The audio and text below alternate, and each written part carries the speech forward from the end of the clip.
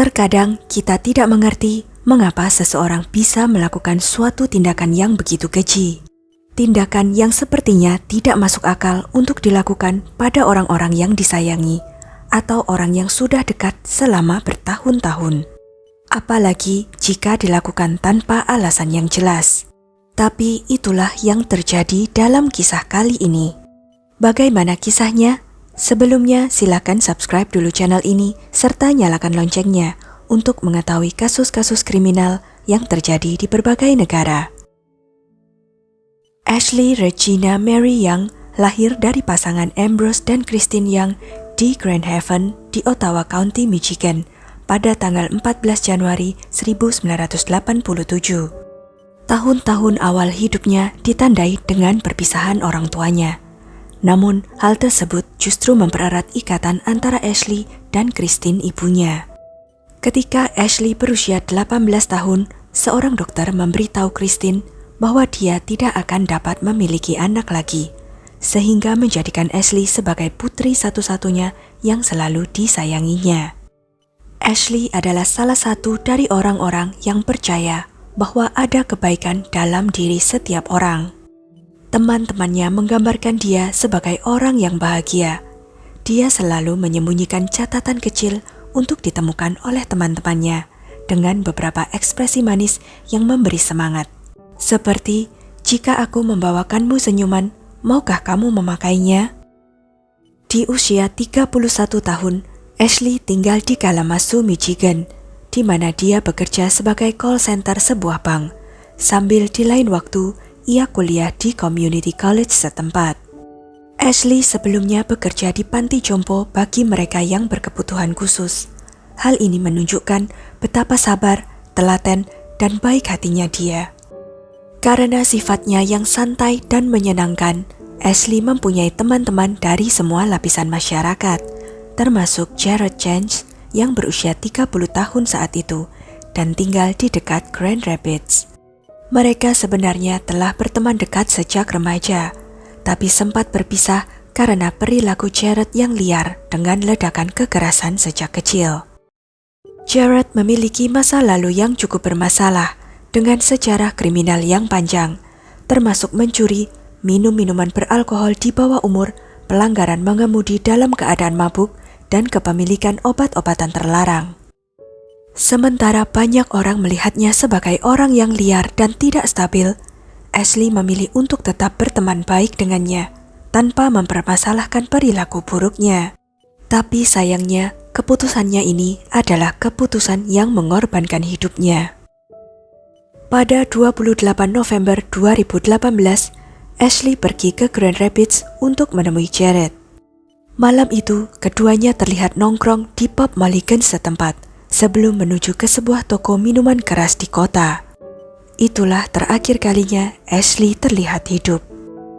Sebelum Ashley menghilang, dia telah bersiap-siap untuk pindah ke apartemen baru, dan dia telah membuat rencana untuk bertemu dengan ibunya Christine keesokan harinya, supaya ibunya bisa ikut dengannya untuk menandatangani perjanjian sewa. Tapi ketika Ashley keesokan harinya tidak muncul untuk pertemuan itu, dan tidak mengangkat telepon Christine, ibunya itu mulai khawatir dan menelepon beberapa teman Ashley. Dari informasi yang dia dapat, Christine mengetahui bahwa orang terakhir yang terlihat bersama Ashley adalah Jared. Jadi dia meminta nomor teleponnya dari salah satu teman Ashley dan mencoba meneleponnya. Ketika Jared tidak menjawab panggilannya, dia mengirim pesan teks padanya. Halo Jared, namaku Christine Young. Aku mencari putriku. Dia terakhir bersamamu. Apakah sekarang dia bersamamu? Dia perlu menghubungiku. Katakan padanya, jika tidak aku akan menghubungi polisi untuk melaporkan orang hilang. Jared membalas pesan tersebut dengan mengakui bahwa dia dan Ashley memang bersama-sama kemarin malam di bar lokal. Tetapi ponsel Ashley ketinggalan di bar, dan dia ke sana mengambilnya kembali pagi tadi sebelum berangkat kerja. Christine menganggap hal ini sangat aneh, karena dia tahu putrinya tidak bekerja pada saat Jared mengklaim dia sedang bekerja. Pada titik itu, Christine tahu ada sesuatu yang salah. Jared berhenti menjawab panggilan dan pesannya, yang membuat Christine sangat ketakutan, sehingga dia pergi ke polisi dan mengajukan laporan orang hilang. Namun polisi tidak dapat melakukan apapun pada saat itu, karena Ashley belum hilang lebih dari 24 jam, sehingga Christine memutuskan untuk mengambil tindakan sendiri. Dia pergi ke Pop Mulligan's di Grand Rapids dan meminta untuk melihat rekaman CCTV dari malam Ashley ada di sana. Rekaman itu menunjukkan Ashley dan Jared berada di meja bar dini hari itu, dan semuanya tampak baik-baik saja. Christine kemudian mengatakan bahwa ketika dia melihat putrinya di rekaman itu, dia merasakan dorongan putus asa untuk menariknya keluar dari layar dan menjaganya tetap aman, jika saja itu bisa terjadi. Tanggal 2 Desember, 4 hari setelah Ashley hilang, Mario, seorang pria di Grand Rapids, mencium bau busuk datang dari ruang bawah tanah yang dia tinggali bersama tetangga apartemennya. Ketika dia pergi untuk menyelidiki, dia ngeri melihat genangan darah di sekitar sesuatu yang terbungkus terpal. Pria itu segera menelepon polisi, yang kemudian segera tiba dalam beberapa menit. Mereka menemukan bahwa di dalam bungkusan terpal itu terdapat bagian torso tubuh seorang wanita. Dan tebak siapa yang juga tinggal di sana? Jared James. Ketika polisi hendak mengetuk pintu Jared, mereka menemukan sebuah kotak kardus di tangga yang menuju ke pintu rumahnya. Di dalamnya, polisi menemukan bagian-bagian tubuh lain yang terbungkus dalam kantong plastik hitam. Jared segera ditangkap dan didakwa dengan tuduhan memutilasi tubuh dan menyembunyikan kematian. Saat dibawa ke kantor polisi, anehnya dia tampak sangat tenang, seolah-olah polisi tidak menemukan bagian-bagian tubuh manusia di apartemennya. Kebrutalan dari pembunuhan tersebut membuat korban membutuhkan waktu lebih lama untuk diidentifikasi. Tetapi Christine sudah tahu siapa korban itu. Dan sayangnya, dia benar. Bagian tubuh yang terpotong-potong itu adalah milik Ashley. Petugas koroner menyatakan bahwa Ashley dibunuh, tetapi tidak tahu bagaimana pembunuhan itu dilakukan, karena bagian-bagian tubuh yang ditemukan tidak lengkap. Sehingga akhirnya mereka memutuskan hasil otopsinya sebagai pembunuhan dengan cara yang tidak spesifik. Mereka juga menyatakan bahwa gergaji telah digunakan untuk memotong-motong tubuhnya. Selama diinterogasi, Jared berpura-pura tidak tahu apa yang terjadi dan menyangkal telah melakukan kejahatan apapun. Ketika melakukan penyelidikan, petugas menemukan bahwa Jared telah mengunjungi rumah orang tuanya di Holland, Michigan sehari sebelum dia ditangkap. Ketika polisi menggeledah rumah orang tuanya, mereka menemukan gergaji yang berlumuran darah dan jaringan tubuh di bawah sofa. Polisi yakin gergaji itulah yang digunakan untuk memotong-motong tubuh Ashley. Tetapi yang membuat kasus ini bahkan lebih dramatis, ternyata orang tua Jared, James dan Barbara Jans mengetahui perbuatan anaknya sejak beberapa hari yang lalu.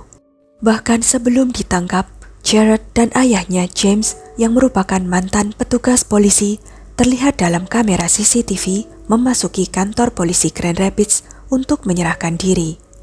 Tetapi mereka hanya berada di sana selama 2 menit sebelum kemudian pergi tanpa melaporkan apapun. James mengklaim bahwa mereka ditolak oleh petugas dan disarankan untuk menghubungi kantor polisi Kalamazoo di mana kasus orang hilang Ashley sedang ditangani. Tetapi polisi Grand Rapids membantahnya. Mereka mengatakan bahwa James telah menuntut untuk menghadirkan seorang pengacara sebelum pertanyaan apapun dilontarkan. Penyelidik percaya bahwa orang tuanya juga telah membantu Jared menyembunyikan beberapa bukti penting. Ibu Ashley, Christine, juga percaya bahwa orang tua Jared tahu apa yang telah dilakukan putra mereka terhadap jenazah putrinya. Jadi, dia mulai berkemah di luar rumah mereka dan memohon agar mereka memberitahunya di mana sisa jenazah putrinya berada. Pada 12 Desember 2018, baik James maupun Barbara ditangkap dan didakwa dengan tuduhan sumpah palsu dan membantu pelaku kejahatan. James dinyatakan bersalah atas tuduhan membantu pelaku kejahatan dan dijatuhi hukuman 30 hari penjara dan 1 tahun masa percobaan. Sedangkan Barbara tidak mengajukan keberatan atas tuduhan sumpah palsu dan membantu pelaku kejahatan. Ia dijatuhi hukuman 45 hari penjara dan 1 tahun masa percobaan. Keluarga Ashley hancur oleh hasil keputusan itu, karena mereka percaya bahwa orang tua Jared seharusnya mendapat hukuman yang lebih lama, karena telah menutupi perbuatan putranya. Sementara itu, Jared tetap menolak dengan tegas untuk mengatakan apapun tentang pembunuhan itu, atau apa yang telah dia lakukan terhadap jenazah Ashley. Berharap untuk menyelamatkan keluarga Ashley dari penderitaan selama persidangan, penuntut menawarkan pada Jared kesepakatan hukuman selama 31 tahun penjara jika dia mengakui semuanya dan mengatakan apa yang dia lakukan terhadap sisa jenazah Ashley. Akan tetapi Jared menolak dan memilih untuk diadili.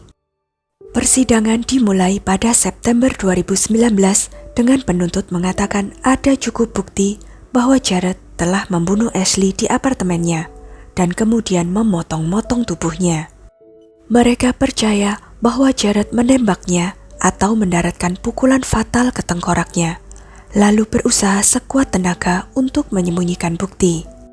Salah satu saksi yang akan bersaksi dari kubu penuntut adalah adik laki-laki Jared, Conrad Jens.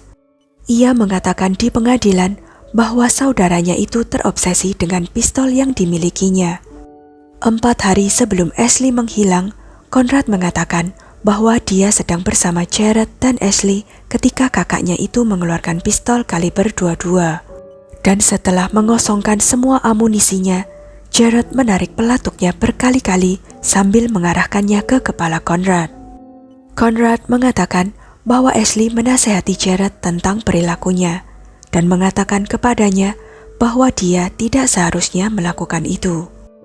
Conrad juga mengkonfirmasi kecurigaan polisi dan ibu Ashley bahwa selama ini orang tuanya telah membantu Jared menutupi kejahatannya. Conrad mengatakan bahwa pada tanggal 1 Desember, pagi-pagi sekali, dia dan orang tuanya pergi ke apartemen Jared dan membantunya membawa beberapa kotak ke dalam mobil mereka. Mereka kemudian mampir ke mobil Ashley yang diparkir di pinggir jalan beberapa blok jauhnya dari apartemen Jared. Dan Jared mengambil beberapa kotak lagi sebelum berkendara kembali ke rumah orang tua mereka. Conrad mengatakan bahwa pada saat itu dia tidak tahu apa yang sedang terjadi dan mengira saudaranya telah mencuri mobil, tetapi kemudian menyadari bahwa masalahnya jauh lebih serius daripada yang dia bayangkan. Keluarga tersebut tetap menjalani hari-hari mereka seperti biasa, tetapi memutuskan untuk mengembalikan kotak-kotak itu ke apartemen Jared keesokan paginya. Dalam perjalanan menuju apartemen, mereka sempat mampir ke kantor polisi. Di sana, Jared dan ayahnya keluar, lalu tak lama kemudian kembali masuk ke mobil dan melaju pergi. Conrad lalu bersaksi bahwa mereka memindahkan kembali barang-barang yang kemarin dimasukkan ke dalam mobil ke area tangga yang menuju pintu depan apartemen Jared. Tetangga apartemen Jared juga bersaksi dan memberitahu tentang percakapan yang terjadi pada hari-hari menjelang pembunuhan Ashley. Tetangga itu mengatakan bahwa dia dan Jared sedang berbicara di dapurnya ketika Jared memberitahunya bahwa dia tahu cara untuk membunuh seseorang dan bebas dari hukuman. Tetangga tersebut juga mengatakan bahwa sebelum potongan jenazah Ashley ditemukan, Jared meminta bantuannya untuk masuk ke mobil Ashley. Mobil tersebut awalnya diparkir di halaman rumah mereka pada saat itu, tetapi kemudian dipindahkan beberapa blok jauhnya dari sana. Juri memutuskan Jared dinyatakan bersalah atas pembunuhan tingkat 2 dan mutilasi tubuh Ashley.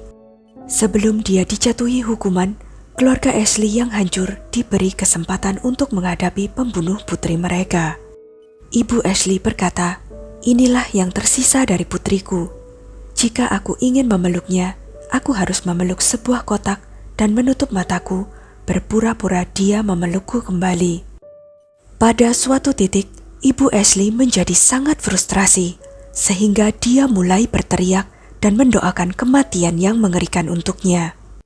"Aku benci kamu, aku ingin mencabik-cabikmu dan membuangmu seperti sampah, seperti apa yang kamu lakukan pada Ashley." Selama itu, Jared tidak menunjukkan emosi apapun, dan tampaknya sama sekali tidak terganggu oleh rasa sakit yang dia timbulkan pada keluarga Ashley. Jared menolak memberikan penjelasan apapun tentang mengapa dia melakukannya, atau memberitahu apa yang dia lakukan dengan sisa jenazah Ashley. Hingga saat ini, kepala, sebagian tangan, dan kaki Ashley tidak pernah ditemukan. Karena kurangnya penyesalan yang ia tunjukkan, hakim memanggilnya sebagai monster tanpa hati nurani dan menjatuhkan hukuman 200 tahun penjara. Jared tidak akan memenuhi syarat untuk pembebasan bersyarat sampai dia berusia 100 tahun. Keluarga Ashley tidak pernah mendapat penutupan karena Jared sampai akhir menolak untuk berbicara. Saya berharap mereka setidaknya merasa sedikit bisa bernafas, mengetahui bahwa pembunuh putri mereka akan dikurung selama sisa hidupnya. Sekian kisah kali ini. Jangan lupa untuk klik like, share, subscribe, dan komen ya pendapat kalian. Sampai jumpa lagi di video-video selanjutnya.